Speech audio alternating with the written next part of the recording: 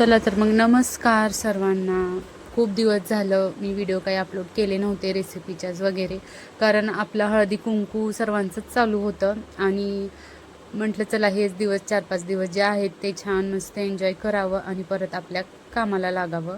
तर आज मी हिरव्या मिरचीचं लोणचं बनवलेलं आहे, त्याचीच रेसिपी तुमच्यासोबत शेअर करत आहे. ज्या मिरच्या आहेत ना त्या मी धुवून स्वच्छ सुकवून घेतलेल्या आहेत पूर्णपणे. अजिबात त्याला म्हणजे ओलसर राहता कामा नये मिरच्या, आणि देठं आपल्याला काढायचे नाहीत. आणि याला आपल्याला ना मधून म्हणजे मिरच्यांना व्यवस्थित काप करून घ्यायचे आहेत. आतमध्ये मिरच्या म्हणजे मसाला त्याला व्यवस्थित लागावा म्हणून. आणि इथं मी चाकूने थोडंसं त्याला हे करण्याचा प्रयत्न करत आहे, म्हणजे कापून घेते आतमधून. पण चाकूने काही ते होणार नाही, कारण खूप वेळ लागेल. 1 किलो ह्या मिरच्या आहेत त्यामुळे. तरी पण मी दाखवते तुम्हाला की चाकूने थोडंसं कसं हे करायचं ते. चाकूने तर ते होणार नव्हतं, म्हणून मी कार ही जी परात आहे ना एकदम त्याचे काठं एकदम हे आहेत, कार आहेत, आणि त्यानेच आता मी मिरच्या इथं सर्व ज्या आहेत त्या नकलून घेते. आमच्या इकडं या पद्धतीला मिरच्या नकलून घेणं असं म्हणतात. सर्व मिरच्या नकलून घ्यायला खूप वेळ लागला मला. खरं तर 1 तास अर्धा तास तरी लागलाच होता. इथं मिरच्या माझ्या पूर्ण नकलून झालेल्या आहेत. लिंबूही चिरून घेतलेले आहे मी. इथं 4 ते 5 लिंब टाकलेला आहे 1 किलो मिरच्यामध्ये, आणि एक 20 ते 15 लसणाच्या पाकळ्या आहेत त्या पण सोलून टाकलेल्या आहेत इथं मी. आणि आता बाकीची आपण तयारी करू मसाला बनवायची. अगदी साध्या सोप्या पद्धतीत, मला जसं माहिती आहे त्या पद्धतीत मी इथं मसाला बनवत आहे. तुम्ही म्हणजे ज्या पद्धतीने बनवणार आहात किंवा तुम्हाला माहिती आहे त्या पद्धतीने तुम्ही बनवू शकता.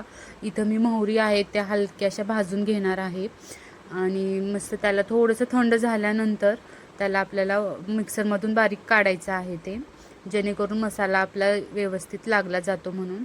आणि त्यानंतर इथं मी थोडेसे हे घेतलेलं आहे, जिरे, दालचिनी आणि लवंग पण टाकलेलं आहे, आणि हे मी आणि धने पण टाकलेला आहे. हे सर्वांमध्ये एकदम म्हणजे स्वाद येतो आपल्या लोणच्याला, म्हणून हा मसाला हे हलकं भाजून घ्यायचं आणि तेही थोडं थोडं मिक्सरमधून आपल्याला काढून घ्यायचं आहे. नाहीतर तसंच जरी अख्खं जरी टाकलं तरी पण चालतं.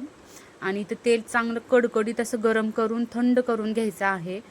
इथं मी तेल अगोदर गरम करून घेतलं आणि बाकीचं म्हणलं मसाला बनवावा. इथं आता ते मिरच्या, लिंबू आणि लसणाच्या पाकळ्या होते, त्याला भरपूर सारं मीठ आपल्याला इथं वापरायचं आहे. आणि जितकं जास्त मीठ वापरेल तितकं म्हणजे लोणचं आपलं व्यवस्थित राहतं. म्हणजे 1 किलोचं जर लोणचं आहे तर पाव किलोपेक्षा जास्त आपल्याला इथं मीठ वापरायचं आहे.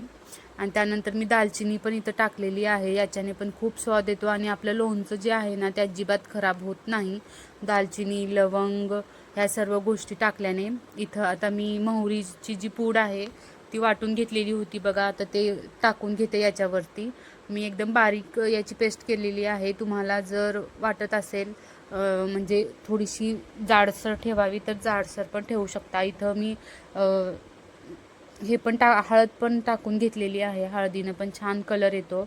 आता हे व्यवस्थित मी मिक्स करून घेते हाताने. अजिबात पाणी किंवा ओलसर काही लागलं पाहिजे नाही, जेणेकरून म्हणजे लोणचं आपला अधिक दिवस टिकेल. जास्तीत जास्त दिवस टिकण्यासाठी कसलाच पाण्याचा एक थेंबसुद्धा आपल्याला याच्यामध्ये ॲड करायचं नाही. आपोआपच मीठ व्यवस्थित टाकल्यामुळे जे पाणी आहे ना लोणच्याला ते 2-3 दिवसात पाणी सुटणारच आहे. त्यामुळे पाणी टाकायचं नाही. जितकं होईल तितकं व्यवस्थित सर्व मसाले टाकून मिक्स करून घ्यायचं आहे. आणि त्यानंतर आपल्याला त्याच्यामध्ये जे आपण कडकडीत तेल मोहन तयार केलेलं होतं ते पूर्णपणे थंड झाल्यानंतरच लोणच्यामध्ये आपल्याला मिक्स करायचं आहे.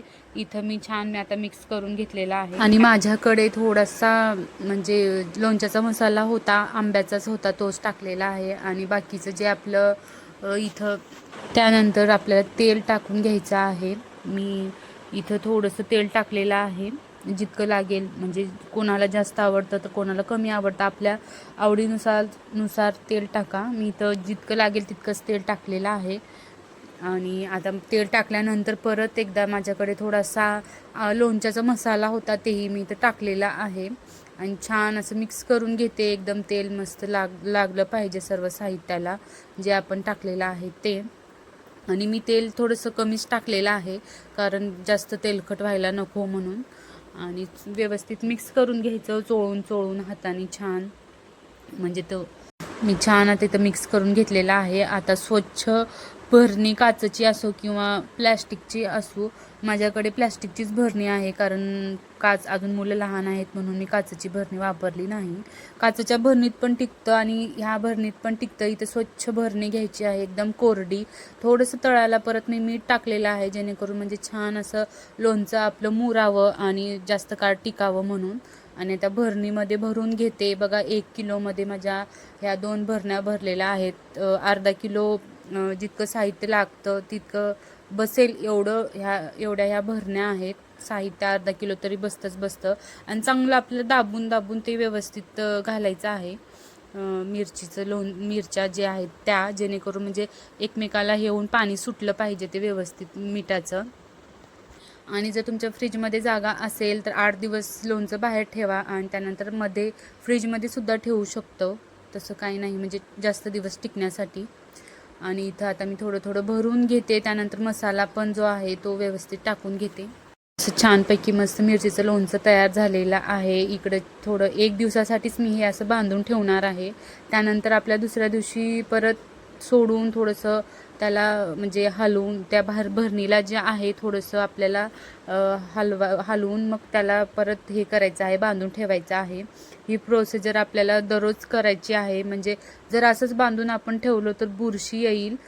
त्यामुळे मिरचीचं लोणचं असो किंवा आंब्याचं लोणचं असो, त्याला असं व्यवस्थित बांधून ठेवून परत दुसऱ्या दिवशी आपल्याला ते उघडून व्यवस्थित पाहावं लागतं. तर असं हे लोणचं जर बनवलं तर वर्षभर खूप छान पद्धतीने राहतं. आणि मिरचीचा सीझन संपण्याच्या अगोदर आपल्याला हे लोणचं बनवून घ्यायचं आहे, कारण हिवाळ्यात खूप छान आणि मस्त अशा मिरच्या येतात. त्यामुळं मी तरी लोणचं बनवून घेतलेलं आहे. तुम्ही कधी बनवणार ते नक्की सांगा. आणि आजची रेसिपी आवडला असेल तर तेही कमेंट्समध्ये सांगा. चला तर मग भेटूया नेक्स्ट व्हिडिओमध्ये. तोपर्यंत बाय.